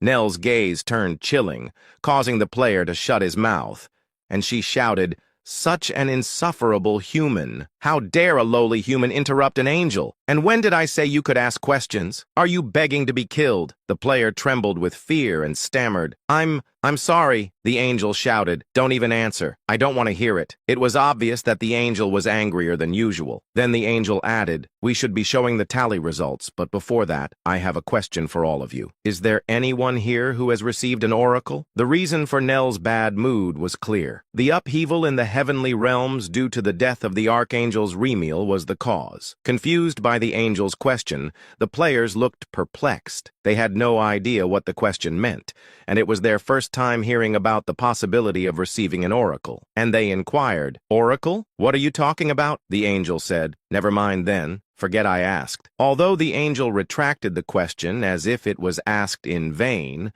Ryu was certain about something after seeing its reaction, and he said to himself, "It seems they also don't know who killed Ramiel, or rather they might be thinking that Ramiel is missing, not dead. After all, no bodies of Ramiel or any other angels were found. But they must know it was the work of a player. In fact, sending distress signals and mobilizing several angels must have at least spread the word that a player had attacked one of them. They just don't know who exactly. And since the combat angels were deployed at the altar, that's why she asked." Then Ryu smirked and said to himself, "To ask so directly, did they think the culprit would just raise their hand and confess?" It was a foolish question, but the angel probably had its suspicions. To confront a combat angel, the player must possess significant power, and the most likely suspect was none other than Black Scythe. Sure enough, the angel's gaze, flickering towards this direction, was palpable, but the angel also was too afraid to look outright. Then Ryu smiled and said to himself, "Well, a player who slaughters angels must be frightening. In fact, the angels always belittle them as mere bugs, but these were the lowest of the low 9th rank angels. Minus the ability of Sishal, they're as fragile as humans, and the angels knew this too. Hence they didn't descend from the heavens and maintained their distance, because deep down, they feared the players." Ryu added, "They might suspect, but there's no evidence that I'm the culprit. They can't even imagine that one of the mighty archangels could be dead. But I've got nothing to worry about. As long as there's no evidence, I won't suffer any harm." It was the same in previous regressions. Ryu called the combat angels through the oracle and killed them, but suffered no repercussions, because there was no evidence. And without solid evidence, they couldn't act, as the angels have a rule against meddling with players without a reason. Then Ryu said, "Initially, they used that skill to intimidate them, but afterwards there must be a valid reason to use Sishal, as it would ruin the game their masters created." So Ryu was relieved. He might be suspected, but they can't just harm him on a whim. Ryu added, "The problem is, after receiving the devil's blessing and the soul-binding quest, I need to keep killing angels. So I'll have to be more careful from now on." When Ryu turned his gaze, the angel hastily averted its eyes and stuttered, "So, shall we check the results of the tally?" Then the system message appeared. Round 10, results tally, all zones. First place, Black Scythe, level 89, Death God, 10 completions, 094801. Second place, Heavenly Demon, level 44, Dark Knight, 7 completions, 093739. Third place, Dumb Idiots, level 43 Shaman, 7 completions, 094901, Zone C3ESKA001. Minus first place, Black Scythe, level 89 Death God, 10 completions, 094801. Second place, Heavenly Demon, level 44, Dark Knight, 7 completions, or 937. 39th place, Dumb Idiots, Love 43 Shaman, 7 completions, 094901. Seeing the results, Ryu smiled and said, "As expected, I'm first, and the others are Ma Kyung Rock and that guy. They probably manage their time better during the monster subjugation quests. In fact, those in the top 3 get various rewards and privileges, and these rewards make them stronger, and those who ranked high initially tend to keep their spots. That's why the 2 of them monopolized the 2nd and 3rd places from the beginning." Then the angel said, "Have you all checked your rankings? Only the top 690 survive and the rest will vanish. Let's see. Most with less than 3 quests completed will vanish." One player said, "Angel, I completed 3 quests, but I'm still in the ranking." The angel said, "That's possible. If the number of quests completed is the same, ranking is determined by who finished first. Even with just 3 completions, you can rank." Another player smiled and said, "4 completions are safe then." One shouted, "Damn it, I should have just done 1 more. No way. I don't want to die, damn it." The angel said, "There's nothing I can do about the system." Well, goodbye to those who are eliminated. With the angel's words, ashes fluttered away. As 3/4 of the people vanished, the once bustling space looked emptily silent. However, Ryu was only focused on checking his reward message. "Congratulations! You have achieved first place in this zone. Congratulations! You have achieved first place in all zones. You are currently ranked first in all zones and in this specific zone. As the ranking first in this zone, you will receive a lucky package. As the ranking first in all zones, you will receive a special reward selection box. Then Ryu first used the lucky package. Please touch the reward you desire. +1. Gold package. +2. Rune package. +3. Materials package. +4. Equipment package. Ryu smiled and said, "The rewards for round 10 are generous, as the lucky package isn't something that is easily given, especially since it offered a chance to obtain runes for free." Ryu added, "There are many choices, but I need nothing but the runes." So Ryu chose number 2. Then the system messages appeared. You have selected option 2, Rune Package. The Rune Package has been added to your inventory. Rune Package. Category: Consumable. Grade: Legendary. Effect: Obtain random rune. Usage restriction: Expert grade and above. Description: An item that allows you to randomly obtain a rune. Runes are not graded, so luck stats do not influence the outcome. Ryu said, "Since luck doesn't affect it, shall I draw it now?" But Ryu decided to delay the draw, as there's no rush, and if something undesirable comes out, it would only spoil his mood. And he added, "I'll use this later and first utilize the other reward." Then Ryu used the special reward selection box. You can choose one of the following special rewards. Please touch the reward you desire. +1. Temporary skill, Clairvoyance, limited to round 11. +2. 1.5 X point increase, buff, limited to round 11. +3. Information about round 11. Unlike the usual experience or stat buffs, different options appeared. And if someone didn't know about round 11, they might agonize over what's best. Then Ryu said, "I don't need to worry though, as round 11 is about gaining points. And option 2 might seem attractive." But Ryu chose the first one, and he said, "Getting points isn't a problem. Controlling the situation is what's important. For that, a transcendent ability like clairvoyance would be a big help, especially since it's limited to this round. There's no other opportunity to use it." Then the angel said, "Congratulations to the 690 survivors. We will provide experience points as a clearance reward. It will be distributed according to the number of sub-quests completed." Soon after, a message about the distribution of experience points came, accompanied by the players' cheers. One player smiled and said, "Wow, I went up 3 levels." Another said, "I'm glad I completed a lot of quests. I went up 4. Some had reached level 50, but Ryu had only gone up 1 level. Still, it didn't bother him. He had accumulated a vast amount of stat points, and he said, "With over 3,000 points, leveling up doesn't even matter to me." As Ryu was considering evenly distributing them later, his consciousness faded along with a message. Round 10 concluded. All zones, plus survivors. 137,632, Zone C3 ESKA 001, plus survivors, 690. Your soul will soon transfer back to your original body in the existing dimension. Round 11 will begin at midnight on November 1, 2022. We'll see you in the next round. Congratulations on surviving. Days after returning home, Ryu's phone vibrated. An article from a subscribed newspaper popped up. CPF Vice Captain Black Scythe, revealed to have actually annihilated KF, FBI, Interpol confirm. The man in the decapitation video is indeed KF leader Odeon. Nigerian President Muhammadu, grateful to Black Scythe for doing our job. Airport staff confirmed. Black Scythe really did depart for Nigeria? President Yoon expresses desire to award Black Scythe for defeating the public enemy KF and enhancing national prestige. Though presidents from various countries expressed their gratitude in print, Ryu heard none of it personally, as he had set his Lost Yak phone to silent and threw it away. Ryu knew this, but chose not to look at his phone, not out of laziness, but because he was waiting for the right timing. And he said, "Now is not a good time to step into the public eye.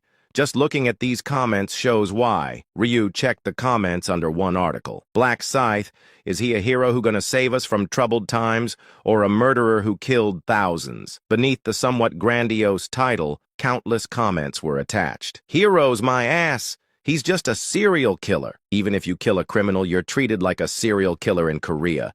Better leave this hellish place. Spit. Don't be sarcastic, idiot. Why do you think we have human rights? Why is there a presumption of innocence? Aren't criminals human too? Nah, they're not human. Those bastards are worse than livestock. But that doesn't justify murder, right? Nothing is scarier than legitimizing murder. If everyone goes around killing, what's the point of having laws? Does that even make sense in a law-abiding country? The guys above are funny. There's already a law that says it's okay to kill dangerous players. Don't you know about the Anti-Player Act? The ignorant one is you. The APA is only for real threats, and what Black Scythe did was practically a massacre of innocents. Does that compare? And he killed civilians too, not just players. The comment section was ablaze, and the debate about whether he is a hero or not seemed endless. Then Ryu shook his head and said, "Shooting commercials, receiving awards from the president, and giving interviews in this climate, it might backfire. Pouring oil on a blazing fire could potentially reverse the intentions of elevating Black Scythe's status."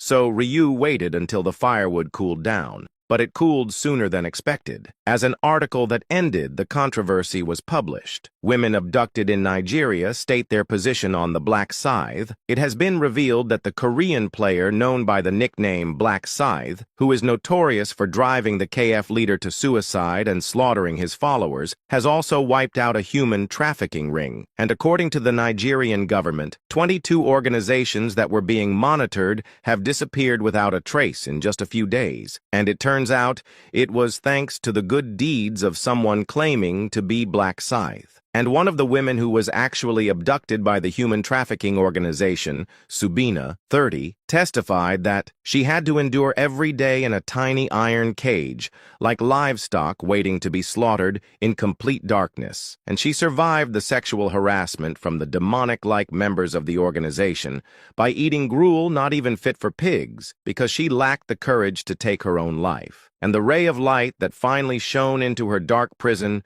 was none other than Black Scythe, who swept through the organization's members and freed all the captured women without demanding anything in return. And the women who reported the kidnapping unanimously stated that if it weren't for Black Scythe and his partner, who appeared to be an Asian woman, they would still be trapped in that horrific prison. The author is neither a human rights activist nor a humanitarian, but after hearing the stories of the many women saved by Black Scythe, one thing is certain: Black Scythe's actions should not be condemned but rightly praised. This article is a direct translation of an article from Nigeria. After reading this article, people started writing comments. "Wow, I'm speechless. He saved dozens of abducted people. He saved them without asking for anything in return and then disappeared quietly. Impressive. Truly a righteous person. If it's true, he really has made our country proud." But the comments here are different. In other articles, there were many people having fits, saying Black Scythe should be punished as a murderer. The people ranting about him being a murderer have quieted down, haven't they? Idiots. If you still talk about criminal rights after seeing this, you're not human for real. But who was the woman who appeared to be his partner? Isn't she Black Scythe's girlfriend? Did Black Scythe go crazy and take his girlfriend to a dangerous place? Literally a partner, I guess. Ryu smiled contently as he read the article, and he said, "The tide has turned, and now it's safe for me to step forward." Then Ryu picked up Lostjak's smartphone. As expected, he had received hundreds of calls, and he said, "Interviews, public service ads, presidential commendations, I'll accept them all." Ryu decided to promote himself as a celebrity at this opportunity, and he planned to use every means possible to raise Black Scythe's reputation. And to make Black Scythe a figure akin to a head of state, he first needed to become famous, so that the average person would recognize the name Black Scythe. Then Ryu said, "Now that I'm feeling good, maybe I'll use it?" And he took out an item from his inventory. It was the rune bundle he received as a reward for the 10th round. Thinking that he wouldn't feel as bad about getting a poor rune when he was in a good mood, he decided to use it. And with a flash of light, the bundle vanished from his grasp. At the same time, an unknown rune appeared, and a message that it had been engraved on his body lit up before his eyes. On the other hand, 9 months had passed since the world had changed. Of the initial 1.8 billion people aged 15 to 29, only 130,000 remained. Among them, less than 700 were Korean players. It was a population decline that was more than enough to shake the economy. Ma Kyung-rak had often seen company presidents mourning their fate. He understood. He himself was a businessman and could relate to the pain. However, he didn't empathize. And he said, "I'm eating well and living well, and our company is doing well." That was the prevailing mindset of Ma Kyung-rok. So while he understood the laments of others intellectually, he did not empathize emotionally. His company had not failed like the others, and he said, just like the prophet said, when we switched off to a VVIP site, sales really didn't decrease, and many of the items given by the prophet helped maintain the market. In fact, a week after returning from the round, although the number of customers had dropped to a quarter, the volume of transactions had increased, and the fluctuation in revenue was minimal, and players feeling the crisis of survival were pouring their entire fortunes into aggressive trading to find better items. Then Ma Kyung-rok smirked proudly at his own choice, and he said, "The decision to edit the site specifically for VVIPs also played a part, and listening to the prophet was the right decision, and I was right to discern and accept the prophet's advice. Well, I admit that the prophet is my lucky charm." Now, Ma Kyung-rok no longer worried about his company failing. He was confident he could manage without the prophet's advice. The issue now was whether he could achieve the kind of success that would merit listing on the Kospi. And he added, "It's time to start preparing for the listing. To earn my father's recognition, there's nothing more substantial than a Kospi listing." Then Ma Kyung-rok shelved his company worries and turned his thoughts to another concern. And he said, "It's finally the 11th round, huh?" He was not worried about himself. He was concerned about his fiancée, who might die in the 11th round. And he said, "I hope she remains unharmed." There was no affectionate emotion. It was merely sympathy out of obligation. In fact, Ma Kyung-rok, who had never been interested in romance, was entangled in a business relationship due to his father's insistence. Outwardly, they were lovers, but they had not even kissed once. Even so, he couldn't help but be concerned now. And he asked himself, what if Christine dies as the prophecy says? Surely I'll be blamed too. And he added, I should protect Christine myself. Besides, in the 11th round, all zones will be merged. I could get more details from the prophet, Ryu Min, who should be coming soon. Just then, a knock sounded and the door to the CEO's office opened. To his surprise, the person who entered was not Ryu. It was a blonde Caucasian woman, Christine. Heavenly Demon said, "You're here, Christine." Christine said, "I'm sorry for dropping by so suddenly." Heavenly Demon smiled and said, "What's there to be sorry about? You're not anyone. You're my lover. It's always good to see each other more often, right?" Heavenly Demon always put on a friendly smile in front of Christine, and Christine, unaware of his guarded stance, simply fell for it. And she inquired, "You know why I came, don't you?" He said, "Of course. It's the meeting day today, so I was expecting you. Would you like some coffee?" She said, "That sounds good." Heavenly Demon went to the pantry to make coffee and engaged in various conversations with Christine. Talk about the weather, any discomfort she experienced on her way here, how her father was doing, or how high her level was, whether the 10th round was tough, and how miraculous the prophecies seemed. Typical player talk. The sweetness expected of a typical couple was nowhere to be found in their conversation. During this, Heavenly Demon received a call from a subordinate, and he said, "Ah, really? Understood." Christine inquired, "What's that about?" He replied, "He's here." Then Heavenly Demon got up from his seat and went outside to prepare to meet him. Shortly thereafter, a man entered the office, the prophet. Who was the reason Christine had come to Korea? Ryu said, "Mr. Ma." "Hello." Heavenly Demon said, "Major shareholder, have you arrived?" Ryu greeted, and then noticed Christine standing next to him. Ryu inquired, "Your fiancé is here too?" Christine said, "Hello, Mr. Ryu Min." Ryu said, "Hello, Christine." Christine smiled and said, "It's good to see you remember my name." Ryu said, "Of course. I know why you came." Christine looked at Heavenly Demon with eyes wide as a startled rabbit. Her gaze seemed to ask if he had already mentioned the reason behind her visit.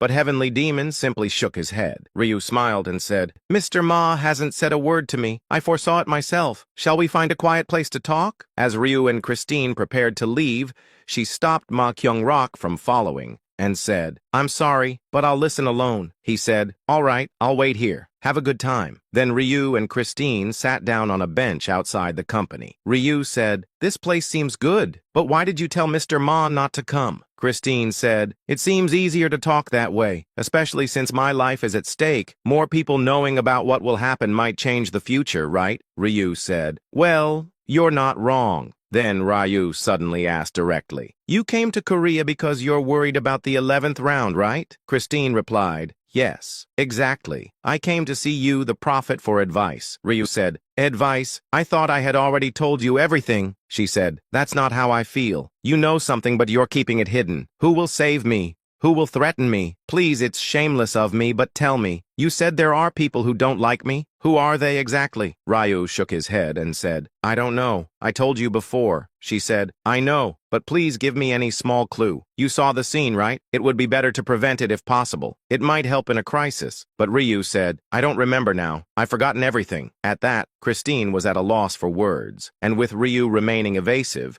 she had no way to proceed. Then she asked, What about the person who will save me? You saw their face, right? You remember, right? Ryu replied. I know, but I can't tell you, she inquired. Because it might change the future? Ryu said. You understand well. Christine said. Could you still tell me? I'll be careful not to change the future. Ryu inquired. How can you guarantee that? What if you die? How am I supposed to face Mr. Ma then? Although you're curious and anxious, there's nothing I can do. There's a limit to the information I can give you. Christine sighed. There was no wall harder than this, and she felt frustrated but understood that it was natural for the prophet's credibility to be damaged if the future changed. Then she said, I'm sorry. I got too carried away because I was agitated, and since something is going to happen in the next round, I guess I was more sensitive. I apologize again. Ryu said, It's fine. Christine spoke politely and then checked. And she inquired, So there's nothing I can do except wait to be saved by someone? Ryu replied, Yes. For now, that's best. Christine sighed. Seeing that, Ryu said, Don't worry too much, Christine. Everything will be all right. Reassured by Ryu's straightforward and warm consolation, Christine was able to alleviate some of her anxiety. And she said, Thank you, Prophet.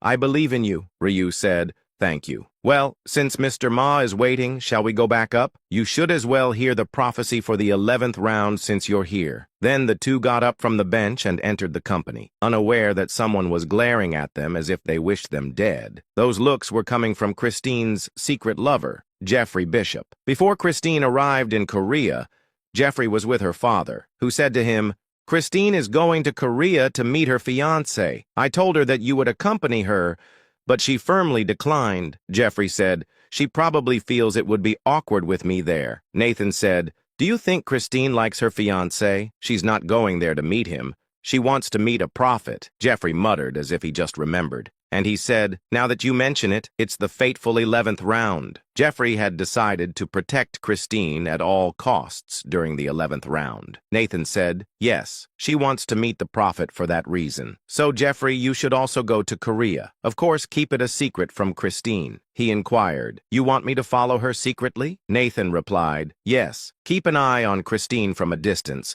and report everything to me, including her conversation with the prophet. He said, By God's name, I shall carry out your command. Later, Jeffrey followed Christine to Korea. He listened to their conversation from a bench, maintaining a distance of about 30 meters to avoid detection. Despite the distance, the quiet surroundings made it easy to overhear their conversation. But watching the prophet repeatedly refuse Christine's requests filled Jeffrey with rage, and he asked himself, just how much can a single word change the future that he keeps such information hidden? His emotions were particularly intense because it involved his unrequited love. Then he said to himself, I must calm down and think of something I can do to help. How could I assist Christine? He intended to protect her life during the 11th round, but that alone was not enough, as information about the attacker would be beneficial, but the prophet was unyieldingly secretive. Then he said to himself, Forgot? He must be lying not to give information. Why, really? Is he afraid that the future might change? He added, well, he would lose the trust of those who believed in him if the future turned out differently. Now that he thought about it, it was infuriating. With murderous intent in his eyes, Jeffrey glared at the prophet entering the company. Then he made up his mind. He would extract the information from the prophet, even if it meant using force. On the other hand, Ma Kyung-rok and Christine expressed their gratitude to Ryu.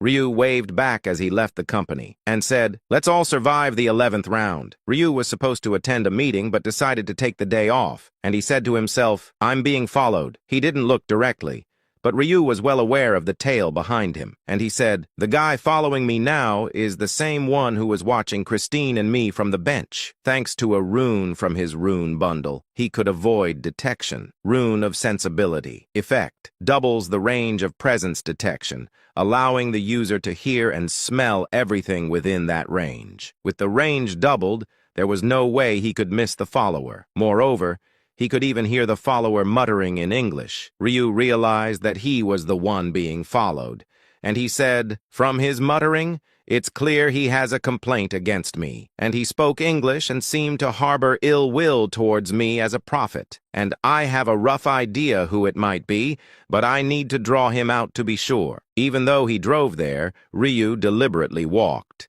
He then lured the follower into a deserted alley. Once they reached a secluded place, the follower took the bait, and he said, "Prophet, sir," as Ryu turned around at the sound of an English man behind him. The follower grabbed his throat and slammed him against the wall. Recognizing the follower's identity, Ryu first acted in pain.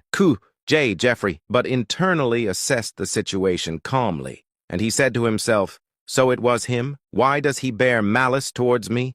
Maybe I should read his thoughts?" Seeing the killing intent in the eyes of the man choking him, Ryu Min quickly understood, and he said to himself, "He's angry because I didn't provide information to Christine," and it reminded him that the man was raised by Nathan and was practically family, and he was secretly in love with Christine. Then Ryu asked himself, could it be related to her? Further reading his thoughts revealed that it was an independent action unrelated to Christine. Ryu smiled secretly and said to himself, "Shall I play along for now?" Ryu acted even more pained than before and said, Jeffrey, I can't breathe. Let go." His acting was so convincing that Jeffrey unwittingly released his grip. Ryu said to himself, "He doesn't really intend to kill then." Having read his intentions, Ryu knew what the man was up to. He just wanted to extract information that he hadn't given to Christine. Coughing and rubbing his neck, Ryu yelled with a victim's face, "What is this all about?" Jeffrey said, "Prophet, I don't like you.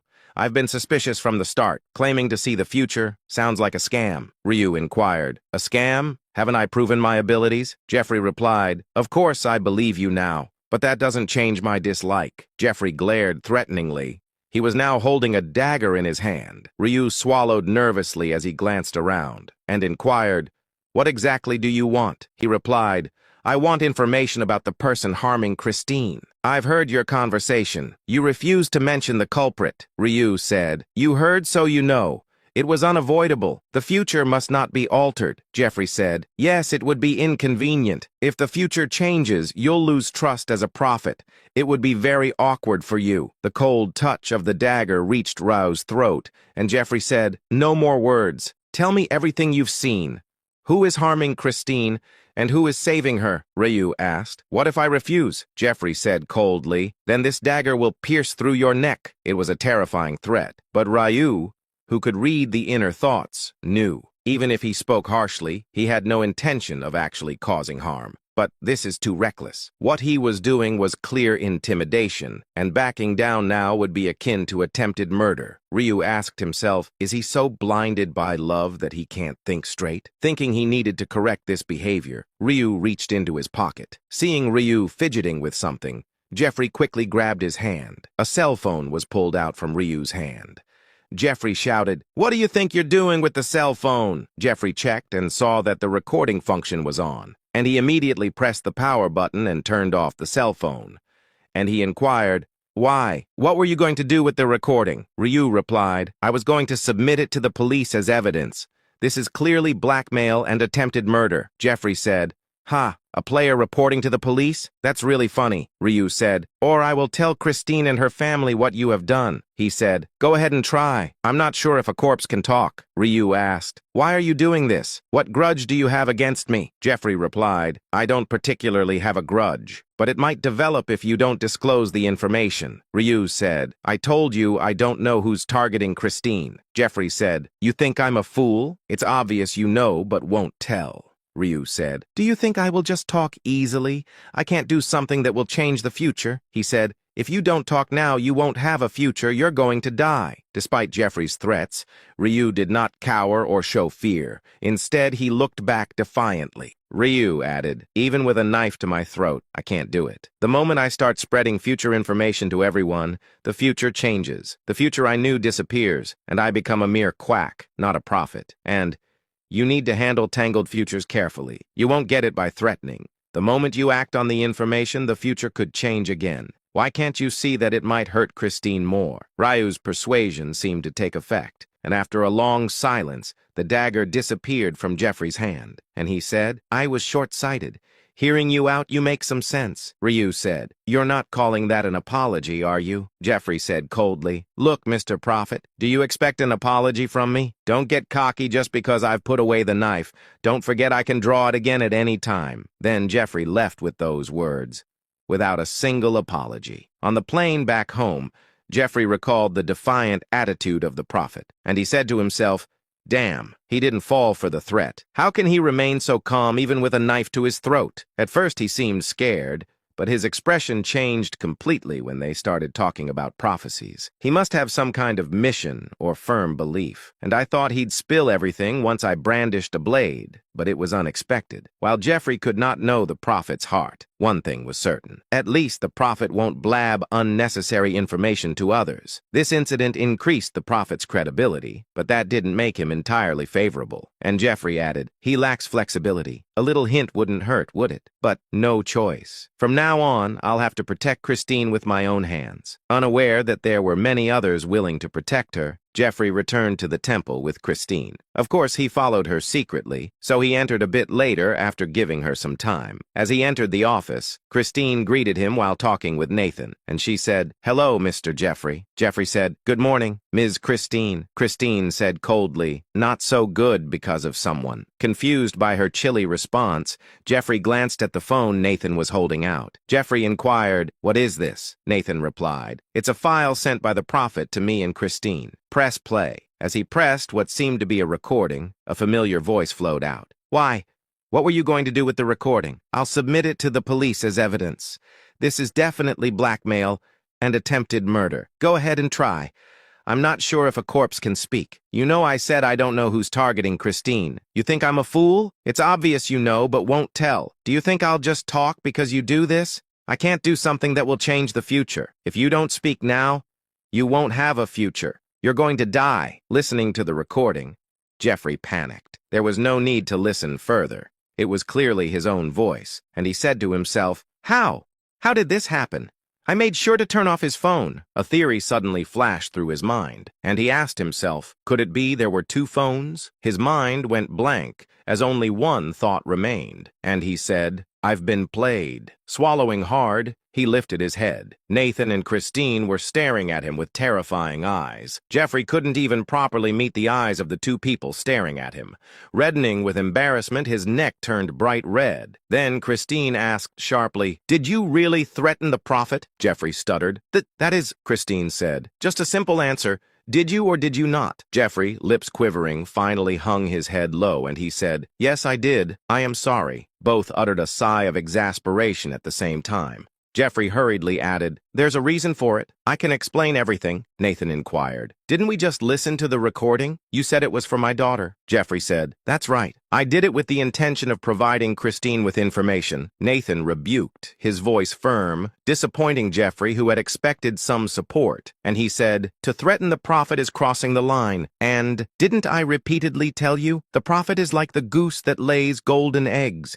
If you try to slit its belly, you'll lose the gold. And you resorted to threats to squeeze information out of such a figure? Were you really going to ruin our relationship with him? Jeffrey said. It was a matter of life and death for Christine. If it could prevent such a tragedy, what better could there be? Nathan said. The prophet already told Christine that sharing more could change the future. You knew that because you overheard the conversation, yet you still decided to threaten. It was a reckless and ignorant decision. Jeffrey said, I have no excuses. I am truly sorry, Christine interjected with a cold voice. Apologies should be made to the prophet, not me. And, what were you thinking, Mr. Jeffrey? Jeffrey said. I'm sorry, Christine added. My father hasn't done anything commendable either. Nathan was taken aback as the blame suddenly shifted to him, and he inquired, What? Me? You mean me? She said. You ordered Jeffrey to follow me, which led to this mess. Nathan said, I did that to protect you, Christine said angrily. Do you think I'm a fool? It wasn't to protect me. You had him follow me because you didn't trust me. It's not like Korea is as dangerous as Nigeria. What danger could possibly be there? And I told you clearly, didn't I,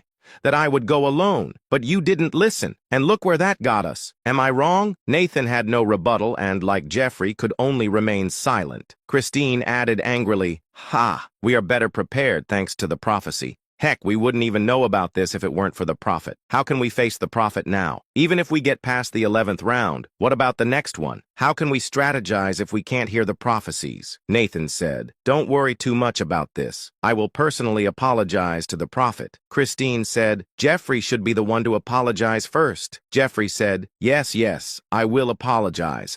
Mr. Christine, so please calm down. I'm really sorry, it's all my fault, she said. Then do it quickly, and don't talk to me anymore. I don't want to hear it. With that, a clearly upset Christine left the scene. Behind Jeffrey, who was dumbstruck by her departure, a clucking sound could be heard. Tsk, tsk. Why did you mess with the prophet? You shouldn't have touched him. Jeffrey said, I didn't realize it would come to this. I am sorry. I will call the prophet right now. Nathan inquired, Is a call going to fix this? Really? As Nathan stood up from his seat, he said, You need to go and personally apologize.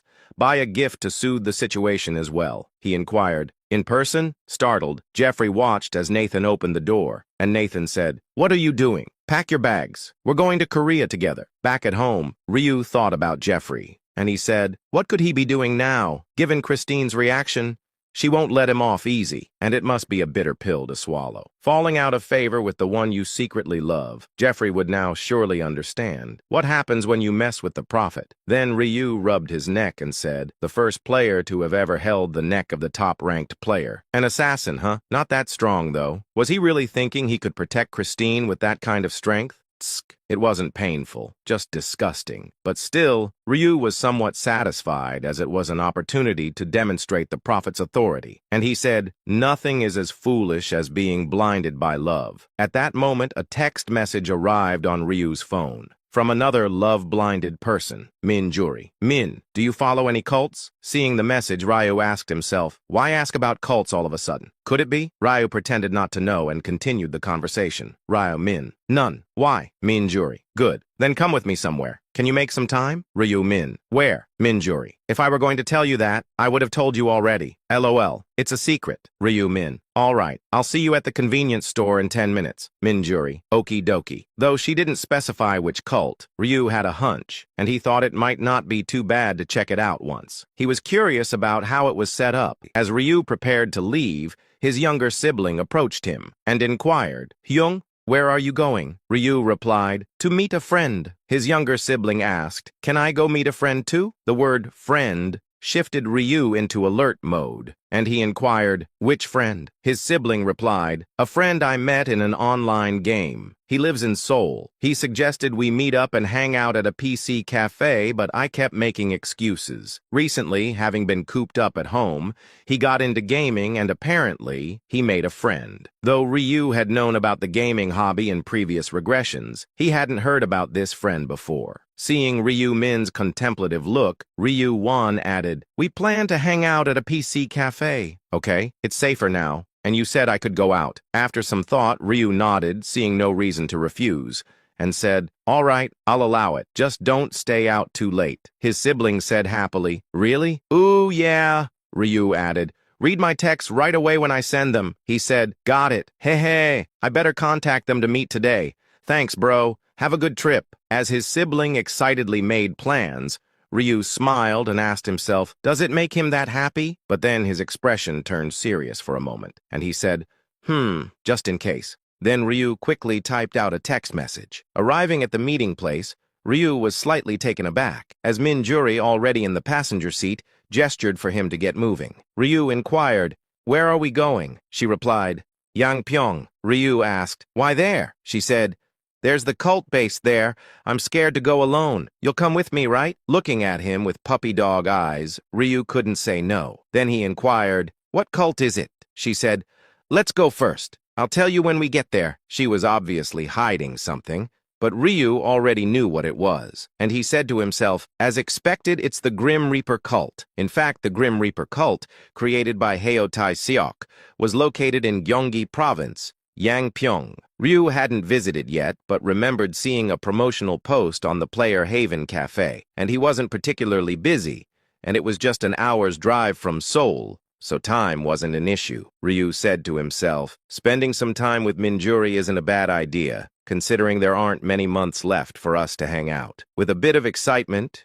Ryu silently drove them there. Minjuri was grateful to him, and she said, "Thanks for coming with me. I don't have anything to give you, but here's a buff for strength." Ryu smiled and said, "That does give me strength." While it had nothing to do with driving, it really helped calm him down. After an hour's drive, they arrived at a small village. As they approached, the first thing they noticed was a wooden signboard with Chinese characters carved into it. Ryu inquired, "Grim Reaper Cult, Sishen Jiao, you wanted to come here?" At Ryu's question, Minjuri nodded shyly and said, "Yeah, what the Grim Reaper Cult is." Ryu interrupted her words and said, "I know. It's the group that idolizes the Black Scythe." Minjuri inquired, "Ah, you knew about it?" Ryu replied, "I saw a promotional post on the Player Haven. With that," Ryu asked seriously, "So you're thinking of joining?" She replied, "No, I just wanted to see what it's like." Ryu said to himself, "Lies, you're planning to join." Ryu was curious too. He knew of the existence of the cult but had never visited its headquarters, and at one point,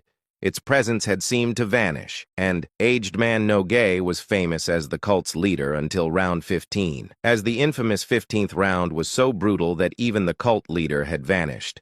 While the cultish vibe was strong, there was no denying the allure of being revered. Moreover, in round 12, the cult started to amass followers from other countries, quietly growing in power. Ryu said to himself, "Maybe I could scout and develop some useful talents from here?" Then Minjuri said, "Shall we go in and see how it's set up?" With a slight sense of anticipation, they entered the cult's interior, which was underwhelming. The gloomy atmosphere was only matched by mats and straw mats on the floor, a common village hall. No, even less impressive than that. And there weren't many people gathered. Ryu asked himself, "Is this all there is?" Besides Ryu and Minjuri, there were only about 5 other people, all strangers except for 2. As Aged Man No Gay pushed someone forward, a man approached them with a smiling face. He was Eom Jun Seok. Both Aged Man No Gay and Eom Jun Seok hadn't customized their avatars, as their in-game and real-life appearances matched. And Eom Jun Seok said, "Welcome to the Grim Reaper cult.